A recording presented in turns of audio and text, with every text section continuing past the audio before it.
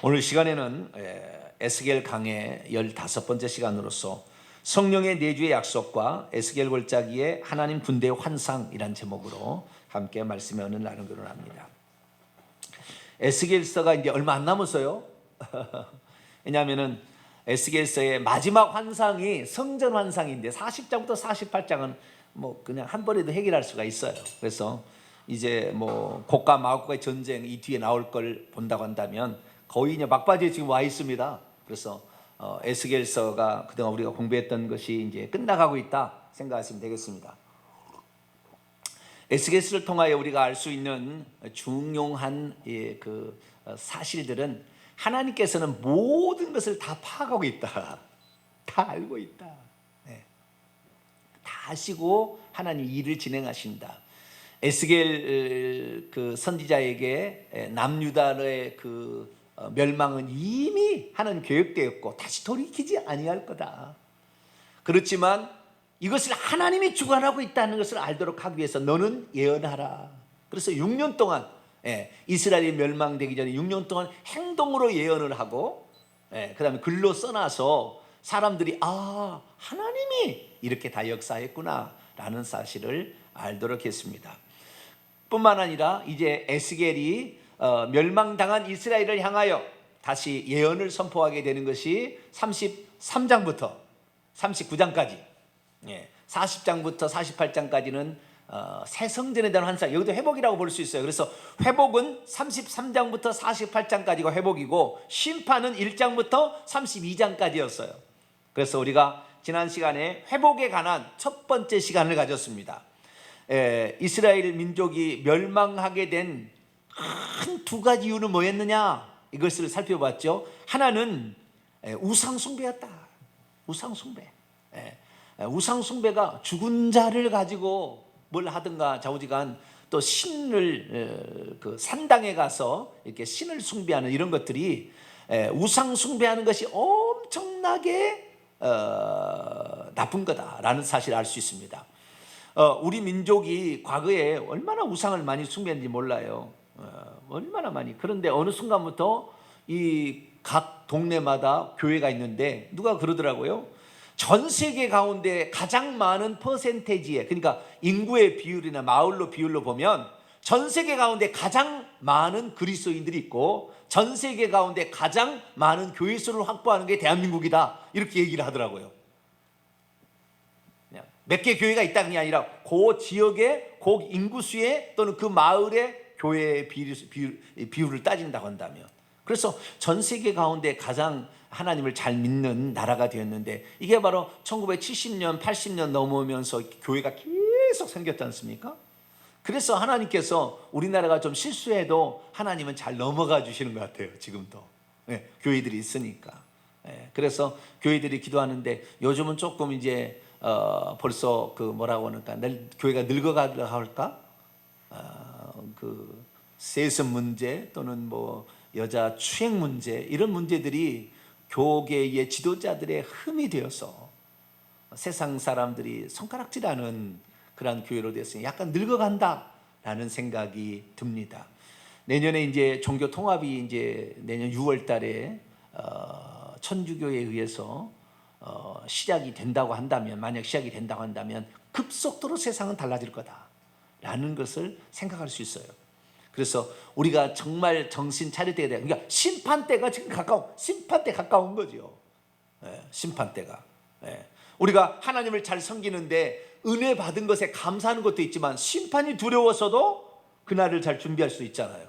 그래서 우리는 하나님의 받은 은혜에 보답하기 위해서도 하나님을 잘 섬겨야 되지만 심판대에 섰을 때에 심판을 이기지 못하면 큰일 나니까 우리 하나님을 더 잘 섬겨야 되니 우리가 변함없이 하나님을 잘 섬겨야 되기를 바랍니다.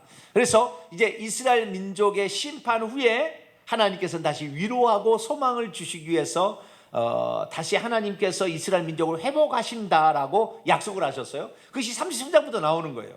그래서 지난 시간에 이제 두 가지 했는데 심판에 대한 첫 번째는 우상 숭배 때문에 또 하나는 강대국을 의지한 거. 하나님이 다른 거 의지하는 이런 것이 있었어요. 그래서 우리는 하나님만 잘 의지하고 가시면 될 것 같습니다. 자, 그러면 하나님이 회복하시는 역사는 33장부터 39장까지가 집중적으로 나와 있는데, 여기에 보면 이제 48장까지 쭉 이어보게 되면 한마디로 어떤 거냐, 한마디로 신약 성경과 똑같다, 이사야와 똑같다. 제가 그런 얘기를 지난 시간에 드렸습니다.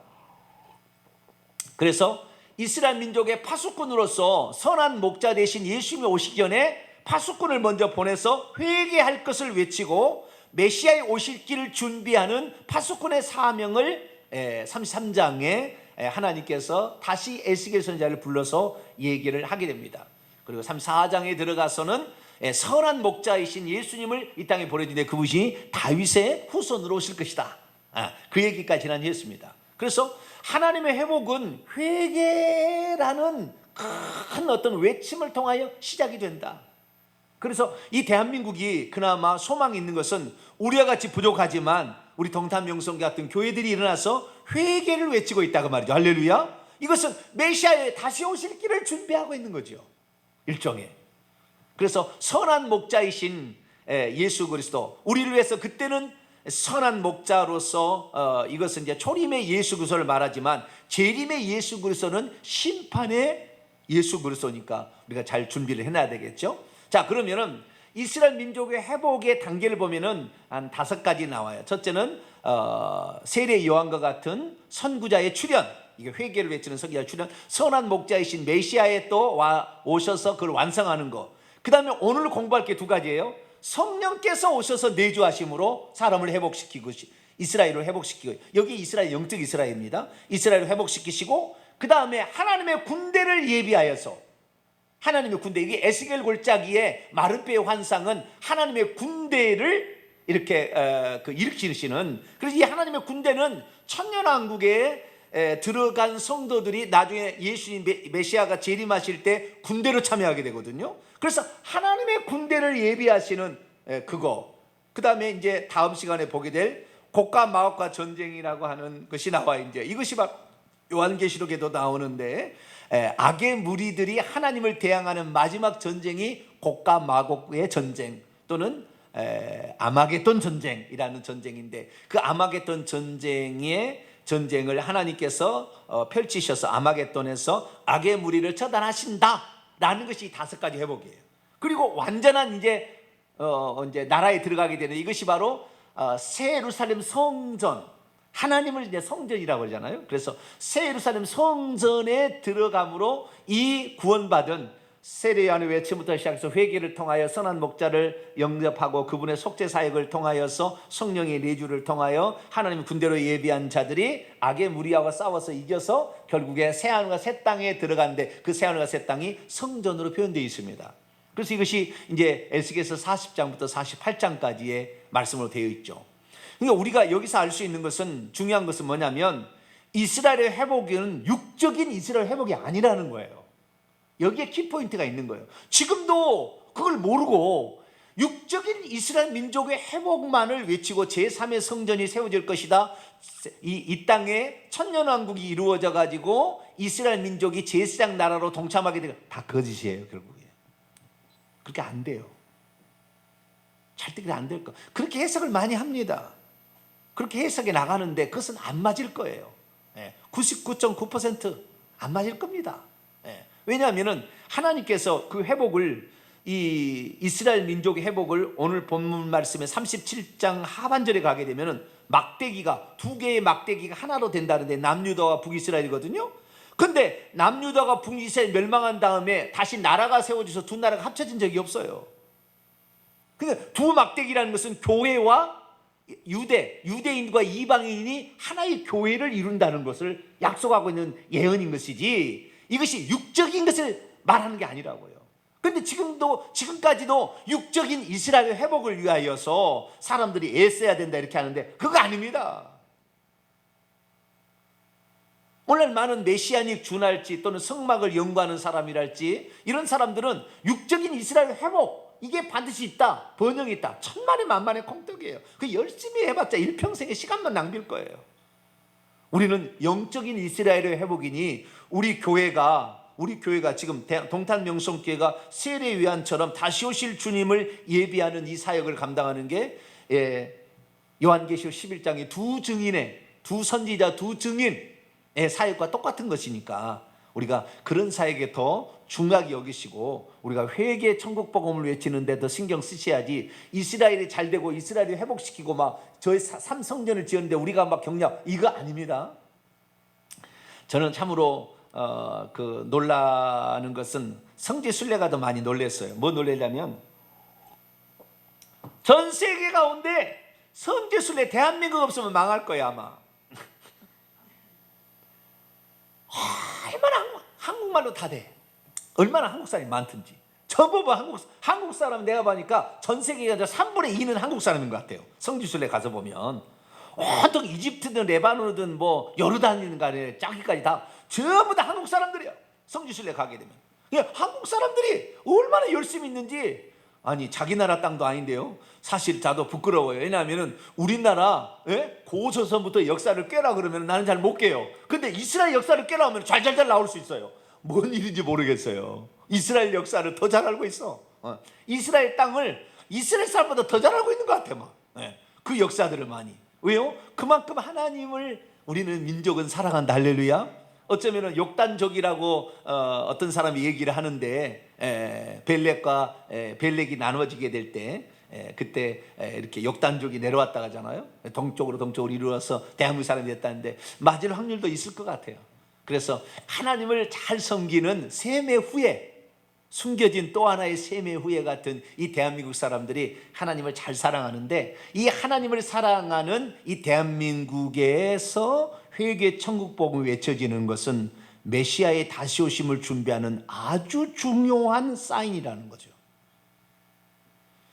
우리는 그냥 교회 나와서 이런 말씀을 들으니까 그런가 보다라고 생각하는데, 사실은 하나님의 경륜과 섭리 가운데 우리 교회가 쓰임받고 있다. 할렐루야. 또 이 말씀을 사모하는 모든 자들이 다시 오실 주님 앞에 회개해야 된다, 이 사실을 선포하게 된다고 한다면 그런 일을 잘 감당하는 거다 알고 우리가 이 본문으로 들어갈 수 있게 되길 바랍니다. 오늘은 그래서 세 번째, 네 번째 회복. 첫 번째는 메시아의 오시기를 예비하는 선구자의 출현과 선한 목자의 오심이 지난번에 두 번째 했고, 이제는 세 번, 네 번 성령의 내주의 약속과 하나님의 군대의 준비. 이것이 바로 이스라엘의 회복, 영적 이스라엘의 회복의 세 번째, 네 번째 단계다라는 사실을 아시고 들어갈 수 있게 되길 바랍니다. 자, 그러면 지난 시간에 34장까지 우리가 했고요. 35장을 잠깐 스쳐 지나갑니다. 35장은 2절 보면은 세일산으로 향하여 예언을 하라고 그래요.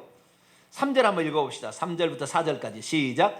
이르기를 주 여호와께서 이같이 말씀하시되 세일산아, 내가 너를 대적하여 내 손에서 내 위에 펴서 내가 황무지와 공포의 대상이 되게 할지라. 내가 내 성읍들을 무너뜨리며 내가 황폐하게 되리니 내가 나를 여호와인 줄을 알리라. 아멘. 여기 세일산이라는 것은 에돔 족속이 사는 땅을 가리키는 대유법입니다. 세일산은 에돔 족속을 지칭하는 거예요.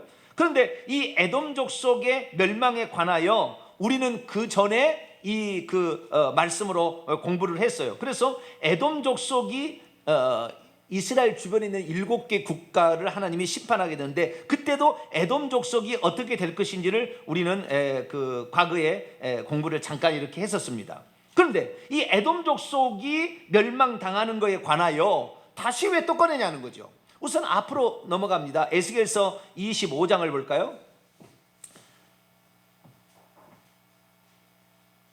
하나님께서 에돔 족속을 심판하실 것이라고 이렇게 말씀하시는 대목이 12절부터 나옵니다. 주 여호와께서 이같이 말씀하셨느니라. 에돔이 유다 족속을 쳐서 원수를 갚았고 원수를 갚음으로 심히 범죄하였도다. 그러므로 주 여호와께서 이같이 말씀하셨느니라. 내가 내 손을 에돔 위에 펴서 사람과 짐승을 그 가운데서 끊어 대만에서부터 황폐하게 하는 드단까지 칼에 엎드려지리라. 자, 여기 보니까 에돔 족속의 심판에 관한 예언이 있는데 또 반복적으로 나오는 거예요. 제가 에스겔서의 특징이 뭐라고 그랬습니까? 반복해서 나온다. 파수꾼 이야기도 앞에 나왔다 뒤에 나왔다가 이렇게 반복적으로 나온다고 그랬잖아요. 그런데 그 반복은 반복을 위한 반복이 아니라 왜 이것을 얘기할 수밖에 없느냐에 관하여 하나님께서 그 중요성을 강조하기 위해서 다시 반복을 하는데, 왜 에돔 족속의 멸망을 35장에서 우리가 먼저 회복 전에 이게 잠깐 듣냐면 다른 게 아닙니다. 남유다가 이제 그 심판을 받을 때에 바벨론 안에서 포로로 이렇게, 그러니까 포위가 됐잖아요. 포위가 됐어요. 그래서 먹을 것이 없으니까 나중에 어린아이를 삶아 먹게 되고, 군화를 막 삶아 먹다가 군화도 나중에는 먹을 게 없으니까 나중에는 어린아이를 막 삶아 먹는 이러한 지경까지 가요. 그러니까 이제 그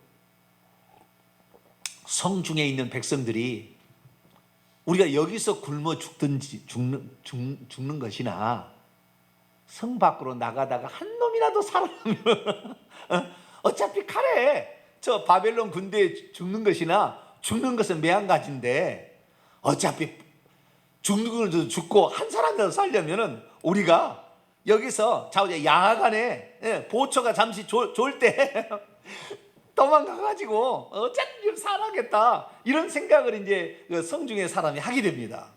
그래가지고 뭐 지쳐 있을 때나 또는 밤중이나 이럴 때 도망을 치는 거예요. 남녀 사람이 성문을 열고 몰래 도망을 가는 거예요. 도망을 가게 되는데, 도망을 어디로 도망을 가냐면은 에돔 족속의 땅 쪽으로 이제 도망을 가는 거예요. 그런데 그 에돔 족속이 어땠느냐? 도망 오면은 우리 야곱과에서 형제했잖아요, 과거에. 우리 야곱과에서 형제했으니까 형제의 백성이 여기까지 오셨습니까? 라고 하면서 도와주면 얼마나 좋겠어요. 그런데 어떻게 해요? 그 에돔 족속의 땅으로 도망친 유다 민족을 잡아 죽였어요. 원수들이 왔구나 그러고. 그리고 어떤 사람들은요, 바벨론 군대에다 갖다 바쳤어요. 다시 에돔 족속이. 그러니까 하나님께서는 남유다가 우상 숭배와 그 다음에 권력을 의지해서 가는, 하나님 외에 다른 것을 의지하여 가는 이 남유다를 심판하기로 작정하셨지만, 속마음은 자기 백성이 죽는 것이 그렇게 마음이 아파요. 그걸 보면은 정말 미워서 죽인 것이, 미워서 심판하는 것이 아니라 악을 심판하기 위해서, 공의를 세우시기 위한 어쩔 수 없는 심판이었구나라는 것을 간접적으로 우리가 알 수가 있어요. 그래서 하나님께서 에돔 족속을 내가 가만두지 않겠다 라고 얘기한 거예요. 그래가지고 에돔 족속의 심판에 관하여 다시 예언하는 겁니다. 그러면서 에돔 족속이 그 이스라엘 민족을 멸했으나 너를 멸하고 너가 죽이려고 했던 그 남유다의 남은 자손을 다시 살려서 회복을 시킬 거다라는 말씀을 하고 싶은 거예요, 하나님이. 다시 에스겔서 35장. 그래서 이제 그 세일산을 향하여 2절 예언을 하게 하는데, 세일산은 오히려 이스라엘 민족 남은 도망치는 남유다 백성을 해친 너희들을 황무지와 공포의 대상이 되게 하겠다, 심판하게 하겠다, 이렇게 이제 얘기를 하게 되는 것입니다. 36장에 넘어옵니다. 36장 35장 15절을 결론적으로 읽어봅시다. 시작. 이스라엘 족속의 기업이 황폐함으로 내가 즐거워한 것 같이 내가 너를 황폐하게 하리라. 세일사나 너와 에돔 온 땅이 황폐하리니 내가 여호와인 줄 무리가 알리라 하셨다 하라. 그렇게 하는 거예요. 그리고 그 다음에 이제 이스라엘을 회복하는데요. 36장은 이제 이스라엘 회복인데요. 이스라엘 산들도, 이거 대유법이죠. 이스라엘 산들이 황폐하게 됐는데, 이 땅이죠. 땅이 황폐하게 됐는데 여기에 산들의 곡식과 그 다음에 과일 열매들이 또는 많은 짐승들이 뛰노는 상태를 표현함으로 기근이 없어지고 심판이 사라져서 다시 번영의 시대가 찾아온다는 것이 에스겔 36장 1절부터 15절까지 이스라엘 땅의 회복에 관한 말씀을 먼저 하고, 그 다음에 16절부터 마지막 절까지는 이스라엘 족속, 17절이죠. 이스라엘 족속, 이스라엘 백성에 대한 회복을 이렇게 합니다. 그래서요, 우리가 여기서 알 것은 뭐냐면 하나님의 심판과 회복은 땅과 아주 밀접하게 관련되어 있다라는 사실입니다. 땅과. 그러면 그것을 어떻게 우리가 알 수 있느냐? 하나님께서 이스라엘 민족을 출애굽시켜 가지고 적과 꿀이는 가나안 땅으로 드리잖아요. 드리게 되는데, 그때는 이제 이스라엘 민족이 잘못으로 40년이 걸렸지만 원래는 아브라함에게 적과 꿀이는 가나안 땅을 준다고 나오라고 했잖아요. 그런데 아브라함에게는 땅 한 평 주지 않아요. 막벨라 굴을 자기 마누라 죽었다고 아브라함이 가나안 족속에게 사서 막벨라 굴 땅 몇 평 장만하는 거 위에는 없다 그 말이죠. 그냥 하나님께서 아브라함에게 너의 민족이 하늘의 별처럼 바닷가의 모래처럼, 그 다음에 이 가나안 땅을 기업으로 준다고 약속했는데 왜 아브라함에게 주지 않았느냐의 말씀에 뭐라고 하냐면, 이 땅이 아직 폐괴하지 않아서, 이 땅이 죄악이 관영하지 않기 때문에 아직은 주지 못한다고 그랬다고요. 그래서 죄가 관영이 하게 되면은 그 땅이 그들을 스스로 토하게 될 것이다, 이렇게 얘기하는 거예요. 이스라엘 그 멸망을 다른 각도의 땅의 관점에서 보면은 대단한 각도가 있어요. 다시 말해서 땅은 계속 기경을 해야 되잖아요. 기경을 하는데 하나님께서 7년 만에 한 번씩 쉬라겠죠. 그 다음에 50년 만에는 남의 땅을 산 것은 돌려주라고 그랬죠. 10년 때. 네, 이렇게 해서 하나님께 얘기했는데, 실제적으로 7년 만에 무슨 그 땅을 쉬게 한달지, 50년 만에 땅을 쉬게 한달지 거의 안 했다고 그래요. 역사의 기록을 보게 되면. 그러니까 하나님께서 하나님 말씀을 얘기를 하셨지만 하나님 말씀대로 실천하지 않는 이스라엘 민족, 다시 말해서 적어도 희년의 때 돌려줘야 되고 쉬게 했어야 되는데, 희년 동안 하지 않은 것을 모아서 70년 동안 희년을 지키지 않은 것들, 면제년을 지키지 않은 것을 모아서 이스라엘 민족을 70년 동안 안식을 주었다고 말하는 자도 있어요. 이스라엘 민족이 바빌론의 포로로 잡혀서 70년 동안 이스라엘 땅이 황폐가 된 것이, 쉬어야 될 것을 땅을 쉬지 않음으로 말미암아 사람들을 죽여서 없애가지고 그 땅을 쉬게 만들었다 그 말이에요. 다른 각도로 본다면. 그러니까 우리가 하나님 말씀을 지키지 않게 된다고 한다면 언젠가는 하나님이 몰아서 그것을 심판하시고, 또 우리가 하나님 나라를 위해서 수고한다면 몰아서 상을 주신다. 할렐루야. 별로 감동이 안 되시는 분이네.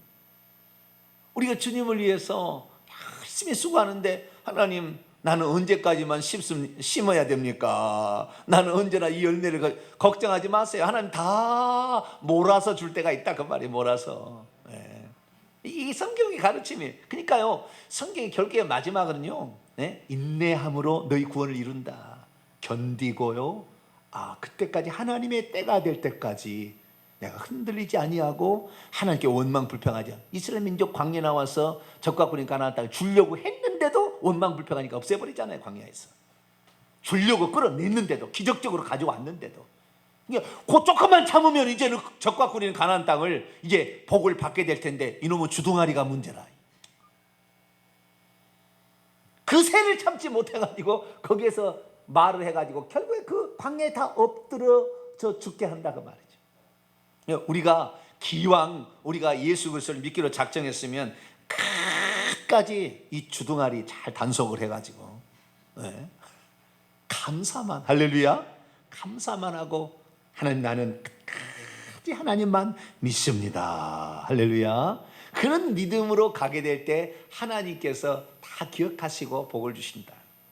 저는 그래서요, 복은 보이지 않는 컵에 물을 채우는 것과 같다, 나는 그렇게 생각합니다. 보이지 않는 컵에 물을 채우는데, 보이지 않아요 그 안에 얼마나 물이 채워졌는지. 그러나 그 어느 순간에 딱 채워지면 그때부터 넘치는 거예요. 복이 넘치는, 내 잔이 넘치나이다 하는 그 순간이 오는데, 그걸 채우지 못해가지고 원망하다가 엎질려 버려요. 다시 시작해야 되잖아. 다시 또 그러다가 어느 정도 가다가 또 엎질려 버려. 원망 불평해가지고 하나님 어디 있어? 막 이러는 거예요. 하나님 엎질려 버려. 그러니 예수 그리스도를 믿기는 믿지만 평생에 하나님의 역사하는 현장을 경험하지 못하니까 신앙의 그릇이 너무 작아. 조그마한 것으로 흔들려. 그래서 안 되는 거예요. 우리가 기왕 예수 믿게 했으면 목숨을 바쳐버려야 돼. 할렐루야. 목숨을 내가 어차피 나 뭐 한번 죽는 것인데, 내가 천년만년 살 것도 아니고, 내가 어차피 와서 한번 죽을 건데, 주님은 하나님이 피조물 되어서 나를 위해 죽었는데, 네 피조물이 주님을 위해서 못 죽어야 주님을 위해서 내가 한번 살다 가리라. 할렐루야. 그런 각오로 살아야 마귀도, 야 저는 건들지 마, 저 건드려봤자 꿈쩍도 안 해, 우리만 손해야. 우리만 쫓겨나. 예. 귀신들이 그래가지고 야, 저 사람은 가지 마. 쫓겨나면 지옥에 내려가서 루시퍼한테 고통만 당해. 그러니까 쫓겨나기 전에 우리가 아예 지금 그 옆에 가지 말자. 할렐루야. 그런 성도들이 돼야 되는 거죠. 예. 그래서 땅의 회복을 먼저 얘기하고요. 이 땅의 회복을 먼저 얘기하고 이스라엘 산들로 표현되는 것이고요. 그 다음에 이스라엘의 족속, 사람의 회복을 말하는데 지금은 사람의 회복에 관한 그런 말씀이 들어갑니다. 자, 36장 16절입니다. 여호와의 말씀이 또 내게 임하여 이르시되 인자야, 이스라엘 족속이 그들의 고국 땅에 거주할 때, 원래 땅에 있을 때에 그들의 행위로 그 땅이 더럽혀졌나니 나 보기에 그 행위가 월경 중에 있는 여인의 부정. 피는 더러운 거예요. 피를 흘리면 더러운 거예요. 피가 어떤 피냐면은 억울하게 죽이는 피. 아시겠죠? 약한 자, 힘없는 자를 억울하게 죽인 피. 이런 피들이 여인의 그 부정처럼 흘리고 있다. 그래서 토해내버린다. 네, 그 율법서에 그렇게 나오잖아요.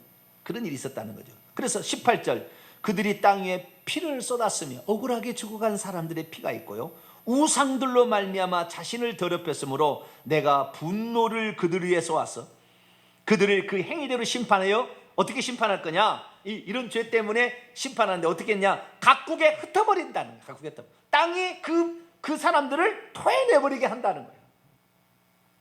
우리는 하나님 말씀에 순종하는 게 좋아요. 주일날 맨날 빠지잖아요. 나중에 빠진 만큼 어떤 일이 있어요. 내가 예수 그리스도를 믿었거나 믿기 전에 우상 숭배했거나 잘못한 거 있잖아요. 죽기 전에 다 그거 다 바꿔 갑니다. 그냥 가지 않습니다. 내가 장로라 할지라도, 내가 목사라 할지라도요, 다 바꿔 가요. 마지막에 내가 권사라 할지라도 다 바꿔 갑니다. 내가 잘못했던 거. 다윗은 그걸 잘 알았어요. 다윗은 하나님이 내 죄를 용서해 주나 그 벌은 사지 않는구나. 그래서 벌을 받을 때 달게 받아요. 다윗은 이것은 내가 잘못한 것이기 때문에. 어떤 사람은 자기의 죄를 용서해 줬다고 막 간증을 해. 남의 그 수억을 떼어먹었거든요. 그러고는 하나님께 용서를 받아. 빚을 갚아줘야지. 빚을 안 갚아주고 떼어먹은 것을 그냥 어디 가버리고 하나님 나 죄 용서해 주었대. 그러니까 불신자들이 날린 거지요. 너는 니네 하나님한테만 용서받았으면 되냐? 내가 너한테 돈 빌려줘가지고 그것 때문에 얼마나 고통을, 이 채무 때문에 얼마나 내가 빚쟁이들한테 시달렸고 우리 가족이 이사를 쫓아다니고 얼마나 힘들었냐. 너는 용서받았다고 할렐루야 그러지만 우리 가족을 봐라. 우리 가족을. 이런 거 아니에요. 그러니까 하나님께서 그 억울함을 그냥 놔두지 않는다니까요. 그리스도인들을 그냥 놔두지 않는, 반드시 그 심판하신다니까요. 우리가 그런 것을 알면은 지금 죄를 짓는 것을 멈춰야 되는 거죠. 나중에 반드시 받게 된다니까요. 용서는 일어나요. 용서는 받아 천국에는 가지만 그러나 그 대가를 우리가 완전히 없어지지 않습니다. 그래서 우리는 항상 오늘도 선을 심게 되기를 축원합니다. 사랑을 심고 용서를 심고 겸손히 남을 섬기는 이런 모습으로 가야지, 남을 착취하고 빼앗고 권력을 남용하고 반드시 하나님 심판하시는 거예요. 하나님이 제일 싫어하는 게 억울함이거든요. 억울함을 남기는 것을 싫어하세요. 그래서 객과 고아와 과부의 그 부르짖음을 하나님 기억하세요. 기억하시는 억울함. 내가 힘이 없다고, 나는 이렇게 힘들겠다. 그래서 다윗 시대에 년부년 3년에 걸쳐서 기근이 있는데 다윗이 잘못한 게 없었잖아요. 그럼 막 기근이 터지는 기근이, 왜 이런 기근이 왔을까 생각했더니 선왕 사울왕이 기브온 족속을 그냥 멸했어요. 나무 패면 물 깃는 자로 받아준다고 했었잖아요. 적과 꿀이는 가나안 땅을 정복할 때 단 한 민족이 살았잖아요. 거짓말로 했지만 좌우지간. 그래서 살려준다고 여호수아가 했는데 그 민족을 사울왕이 자기가 이스라엘 왕이라고 자기를 높이기 위해서 나는 이스라엘 민족의 왕이다. 저거 가나안 족속 없애야 되겠다. 이런 식으로 해서 옛날에 약속을 그냥 헌시자처럼 버리고 그랬더니 그 기근이 찾아와가지고 나중에 기도해 보니까 그거예요. 그래서 그 족속들에게 와가지고 어떻게 하면 좋겠느냐 물어봤더니 사울왕의 사람을 우리한테 주시오. 우리 목매달겠습니다. 그랬더니 그 일이 있고 나서 비가 내리기 시작한 거예요. 그러니까 억울함을 하나님께서는 그냥 과부의 외침을 그냥 넘어가지 않는 거예요. 억울한 것을. 그래서 우리가 사람들이 억울하지 생기지 않도록, 그래서요 우리나라가 지금 가장 조심해야 될 게 법관들입니다. 검찰이나 법관들 억울한 일 발생하게 하면 안 돼요. 요즘에 화성 연쇄 살인 사건 범인이 잡혔는데 그 9차례인가 뭔가 이렇게 자기가 연쇄 살인했는데 8번째는 모방 범죄로 다른 사람이 했다고 그랬는데 그 사람이 아닌 사람이 가가지고 지금, 근데 그 연쇄 살인 사건 주범이 8차도 내가 했는데 이래버렸어요 지금. 그럼 지금까지 감옥살이 지금까지 20년인가 얼마 했다는데 그 사람은 못 되는 겁니까?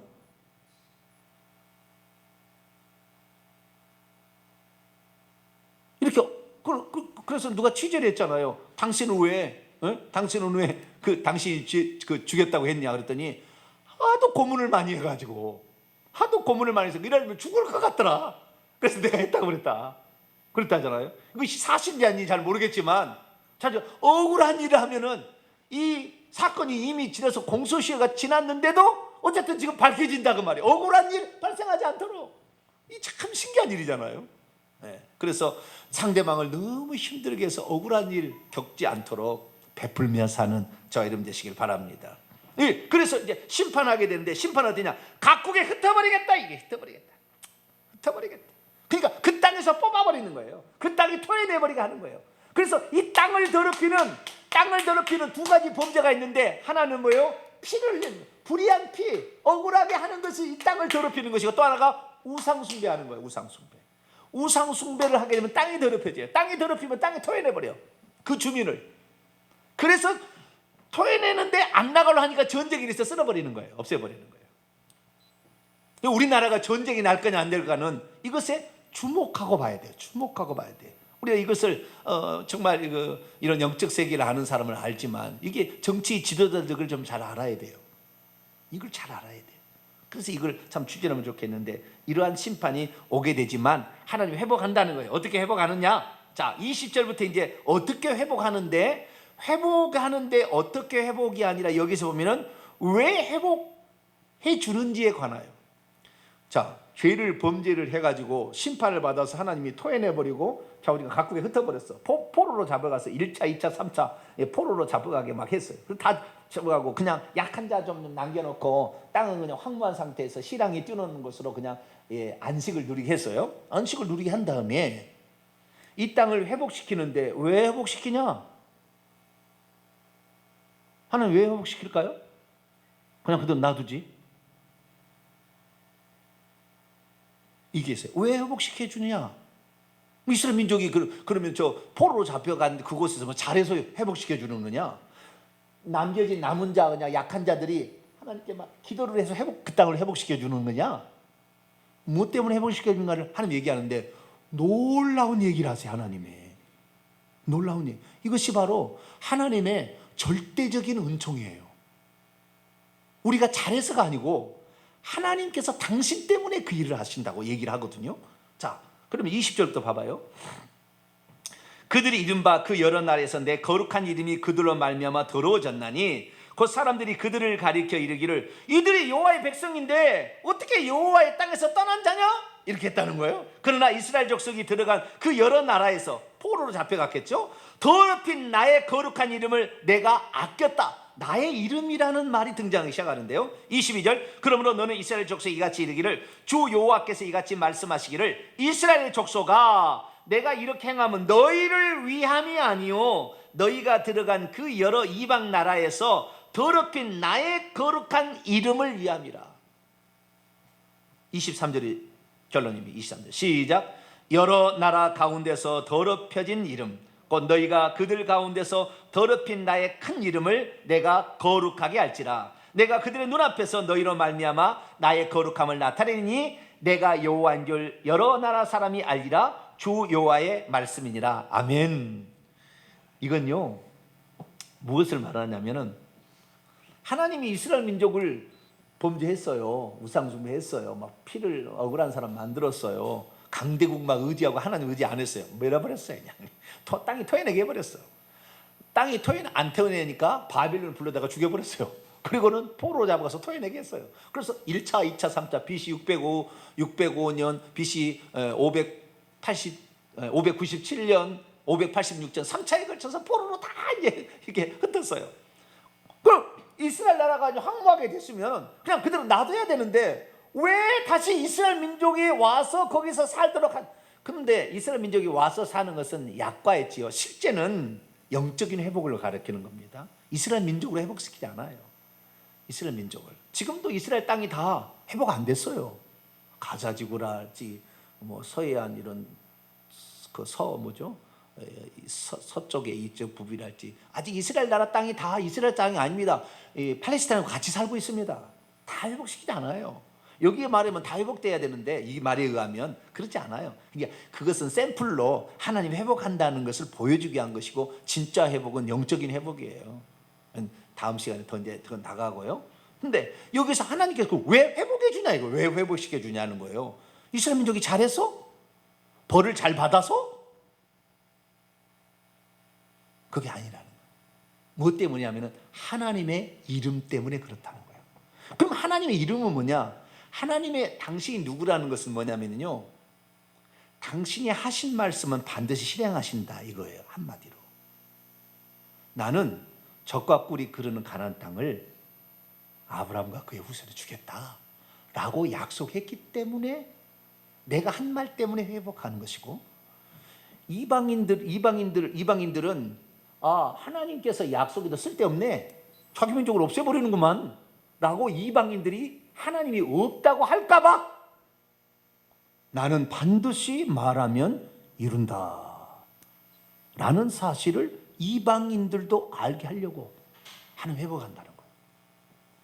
그러니까 우리가 하나님 우리를 회복시킨 것이 아이고 저 불쌍해, 너무 불쌍해, 너무 불쌍해, 날마다 와서 저렇게 우니 아이고 불쌍해, 아이고 불쌍해, 그래서 회복하는 게 아니라, 물론 그것도 있긴 있겠죠. 안 하는 기도 안 하는 것보다는 낫겠죠. 그러나 어떤 거냐, 하나님은 당신이 하신 말씀 때문에 그러진 거지, 당신이 하신 말씀도 없는데 우리가 막 너무 불쌍하다고, 너무 절대 그러지 않는다 그 말이에요.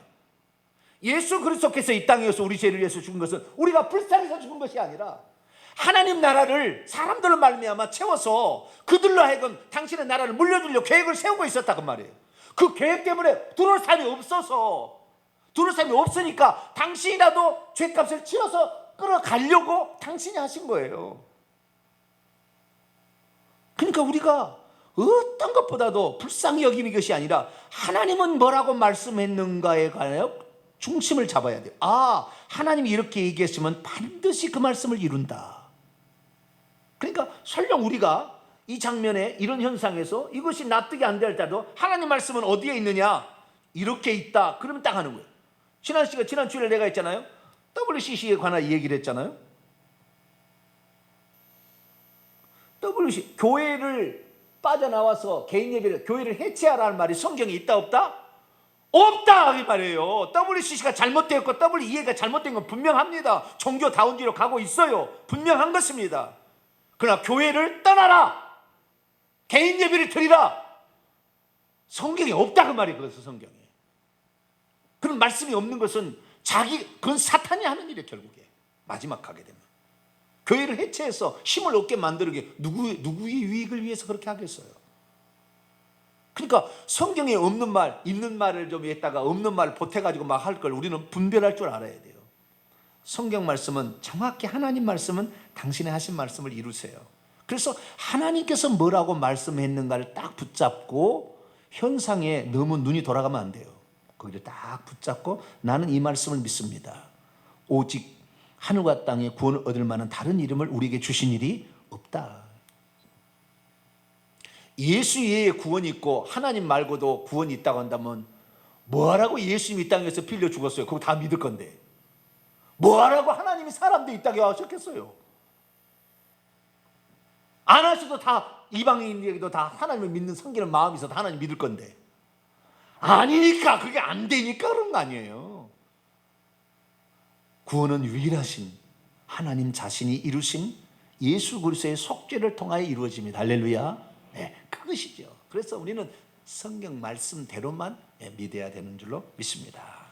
이것이 이제 하나님께서 이스라엘을 회복시키는 원인, 이유에 대해서 살펴봤고요. 어떻게 회복시키냐는 성령이 내줍니다. 자, 24절부터 28절까지 한번 읽어볼까요? 시작. 내가 너희를 여러 나라 가운데서 인도하여 내고 여러 민족 가운데서 모아 데리고 고국 땅에 들어가서 맑은 물로 너희에게 뿌려서 너희로 정결하게 하되 곧 너희 모든 더러운 것에서와 모든 우상 숭배에서 너희를 정결하게 할 것이며 또 새 영을 너희 속에 두고 새 마음을 너희에게 주되 너희 육신에서 굳은 마음을 제거하고 부드러운 마음을 줄 것이며 또 내 영을 너희 속에 두어 너희로 내 율례를 행하게 하리니 너희가 내 규례를 지켜 행할지라. 내가 너희 조상들이 준 땅에서 너희가 거주하면서 내 백성이 되고 나는 너희에게 하나님이 되리라. 여기 보니까 더럽혀진 그 땅을 그냥 데려오지는 않아요. 정결케 하고 데리고 들어옵니다. 물로 뿌려서, 25절, 맑은 물, 정결한 물로서 뿌려서 정결하게 함으로 모든 더러운 것, 부정한 것과 우상 숭배의 죄를 정결케 함으로. 그러니까요, 예수 그리스도의 속죄의 피 없이 우리가 회복되지 않아요. 천국 갈 수 없어요. 우리 죄가 용서될 수 없어요. 그 정결케 하시는 속죄가 있어야 된다 그 말이에요. 그래서요, 예수 그리스도께서는 만세전부터 일찍 죽임을 당하기로 예정되어 있다고 요한계시록에 나오는 거예요. 우리의 범죄로 말미암아 하나님께서 그 일을 하실 것이라고 예정해 놓은 거죠. 그래서 누군가의 이런 속죄가 없이 정결함은 없다. 3년 기근에 그런 다윗이 행한 그 억울함을 풀어준 일이 없으면 기근에서 해방이 안 된다 그 말이에요. 우리가 후손들에게 저주와 그 다음에 이런 것을 물려줄 필요가 없는 거예요. 사울왕이 잘못함으로 말미암아 그 다음 때에 영향을 미쳤잖아요. 3대까지 간다고 그랬잖아요. 그래서 우리의 우상 숭배가 내 자식과 손자까지 이어진다는 걸 알고 우리는 오직 하나님 예수 그리스도만 잘 섬기게 되면 복만 물려주게 되는 거니까 그렇게 되기를 바라고요. 그 다음에 성령을 보내주셔서 회복한다.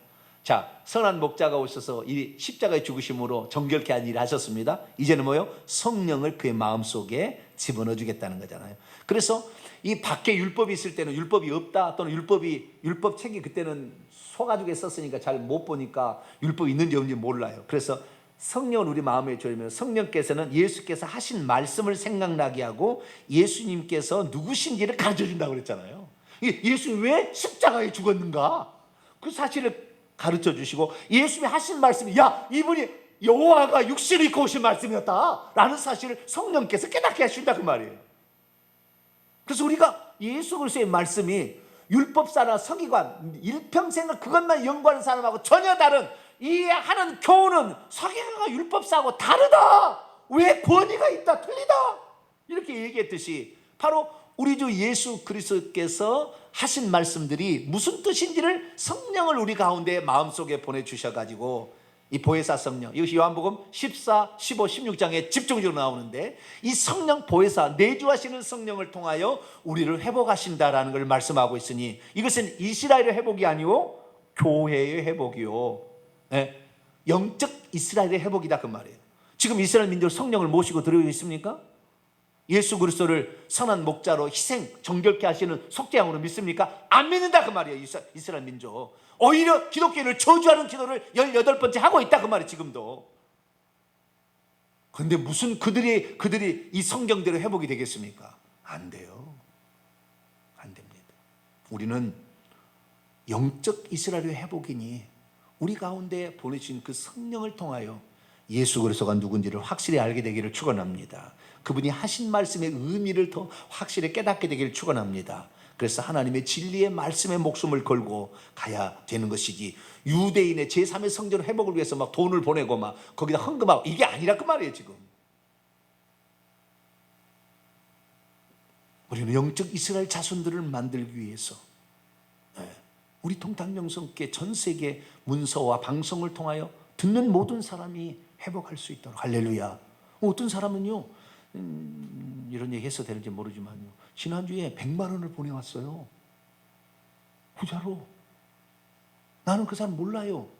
이름도 처음 들어본 사람이고 뭐 전화 받은 일도 없어요. 그런데도 이 귀한 사역에 쓰라고. 할렐루야. 그런 사람도 있더라니까요.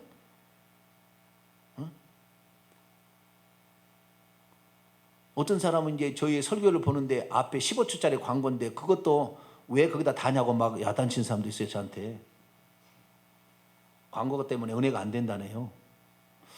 그래서 뭐 광고 때문에 은혜 안 될 수도 있겠죠. 그런데 은혜를 받으면 뭔가가 하나님께요, 진리를 사고 팔지 말라. 하나님 말씀을 받았으면 그 은혜를 인치게 될 때 내 것이 되는 것이지, 그 인치지 않으면 어느 날 새 나갑니다. 그것도 영적인 비밀인데요. 내가 이거 좀 뭐 강조할 일은 아니지만 참조하시면 좋아요. 받은 은혜 꼭 감사를 할 때에 그것이 온전히 내 것이 된다. 이것은 영적인 비밀이에요. 그런 것은 뭐 제가 너무 강조하면 또 물질 얘기한다고 해서 얘기 안 해요. 자, 우리가 그런 분도 있더라라는 것입니다.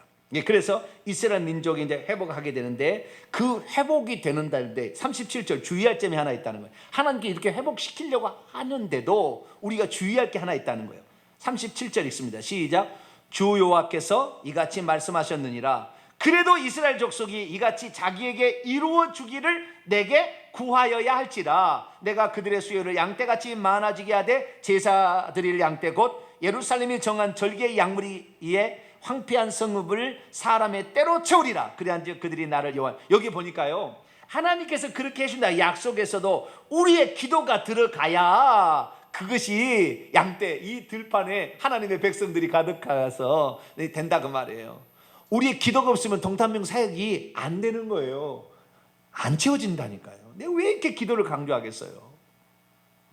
기도로서 그것을 채워놔야 그 다음에 하나님의 계획이 있어도 기도의 땀방울이 있어야 채워지는 거다 그 말이에요. 저에게 어떤 말씀을 듣는데요, 말씀을 인터넷으로 들었어요. 그러면 그 말씀에 관한 시리즈가 참 내가 준비해놨거든요. 다 들어보고, 그래서 어떤 안 되는 정말 문제가 있다 그러면 저한테 상담해야 되는데, 한 편 들어보고 목사님에게 전화해가지고 상담받겠다고 많은 시간을 얘기를 하는 거예요. 저는 얼마나 많은 것을 더 연구하고 준비해야 되는데 그분한테 시간을 하는데 제가 모른 체 할 수는 없잖아요.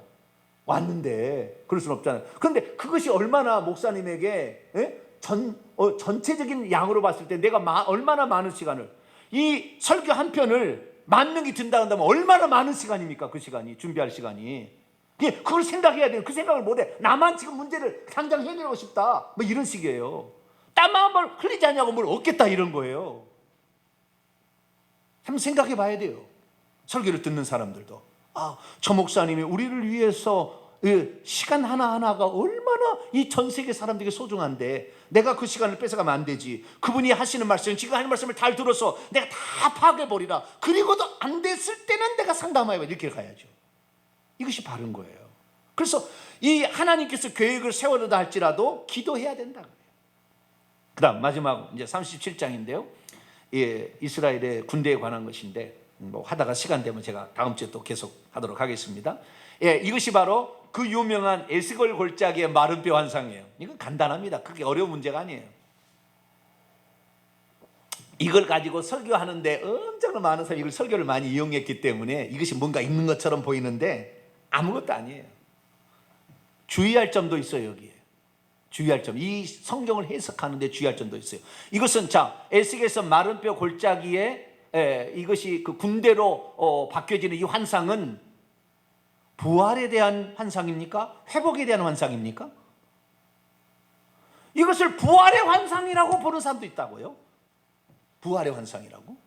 그래서 뼈가 나중에 어느 날 뼈에 힘줄이 생기고 살이 붙고 살 가죽이 붙어서 생기가 들어가서 이제 그 부활한다. 그래가지고 이 무덤들을 잘 갖고 놔야지. 무덤들이 시체가 있는 것을 이것이 나중에 떠내려 가면은, 화장하면은 어떻게 이 몸뚱아리를 다시 찾겠느냐. 그리고 화장하지 말고 반드시 땅속에 파묻어야 되고, 그 다음에 이걸 잘 떠날리가 않도록 잘 보존해야지. 나중에 이 팔뚝 하나가 떠내려가 가지고 쪼리 떠내려가면 나중에 모으기가 얼마나 힘들겠냐.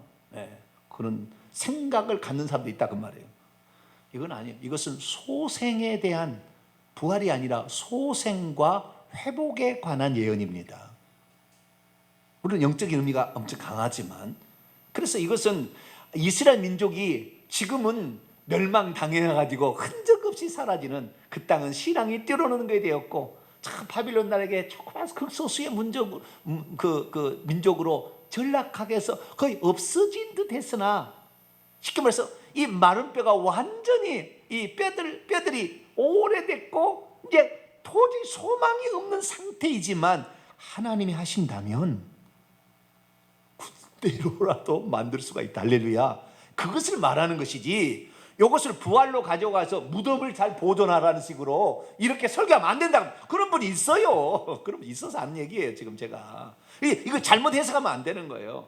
하나님은 없는 중에서도 부르시는데 죽은 자라 할지라도 죽은 것이 아니고, 믿음을 가지고 죽고 있으면 후손에게 그 믿음이 유산이 물러가듯이, 하나님께서는 나는 반드시 이스라엘 민족을 소생케 하겠다. 이거 영적인 민족입니다. 교회인 거예요. 결국에 반드시 소생케 하겠다면 소생케 하는 거. 그래서 오순절 성령 강림으로 교회가 합역돼서 대한민국 같은 하나님을 모르고 수천 년을 살았던 이런 사람들도 예수 그리스도를 믿어서 회복되게 하셨다고 말이에요. 할렐루야. 그 어떤 세계 민족보다도 하나님을 제일 잘 믿고 하나님의 역사를 제일 잘 알고 있고 하나님의 경륜을 정확히 알고 있고, 이 대한민국이에요. 놀라운 일이에요. 하나님의 약속의 말씀은 나는 이방인 중에서도 경배를 받을 것이다. 우리에 들지 않는 새로운 양들이 있어 그 한 목자에 있을 것이다. 정확히 이루어지는 거예요. 이방인 중에 이만한 믿음을 내가 만나보지 못했다. 이제는 모든 민족으로 제자를 삼으라. 나는 이스라엘 집에 잃어버린 양을 구원하려고 왔다고 너희들이 얘기했지만 이제는 그게 아니다. 누구든지 예수 그리스도를 나를 믿고 따르기로 원한다면 나는 그들에게 모든 은혜를 주겠다. 너가 이방인이고 너가 유대인이 아니라 할지라도, 너의 부모가 예수 안 믿고 죽었다 할지라도, 너의 부모가 무당이었다 할지라도 네가 예수 그리스도만을 믿고 오지 않다면 나는 너를 들었으리라. 할렐루야. 이것이 하나님의 역사예요. 그래서 이 교회에 대한 약속의 예언이지 육적 이스라엘 백성에 대한 약속이 아니에요. 그것은 샘플로 보여줄 뿐이에요. 왜? 약속의 말씀이 있는데 그래 네 눈으로 봐야 그러지 않아요. 그래서 1948년에 이스라엘 민족을 회복시킨 거예요. 70년에 멸망했지만 그 샘플이로 잠깐이지 그 진짜가 원래의 목적은 아니다. 자, 그러면은 보세요. 1절 2절 보세요. 여호와께서 권능으로 내게 임재하셔서 그의 영으로 나를 데리고 가서 골짜기 가운데 두셨는데 뼈들이 가득했다. 다 죽었다라는 거잖아요. 소망이 없어졌다 그런 거잖아요. 나를 그 뼈들 사방으로 지나가게 하시기로 본즉 그 골짜기 지면에 뼈가 심이 많고 아주 얼마나 많은 심판을 받아서 죽어갔으면 완전 뼈만 가득한 이런 골짜기가 됐겠어요. 그런데 주님께서는 그 마른 뼈들을 향하여 명령하라고 합니다. 명령은 4단계로 이루어집니다. 첫째, 힘줄이 생기라. 둘째, 살이 채워지라. 세 번째, 가죽이 덮여라. 네 번째, 생기야 들어가라. 이 4단계로 이루어집니다.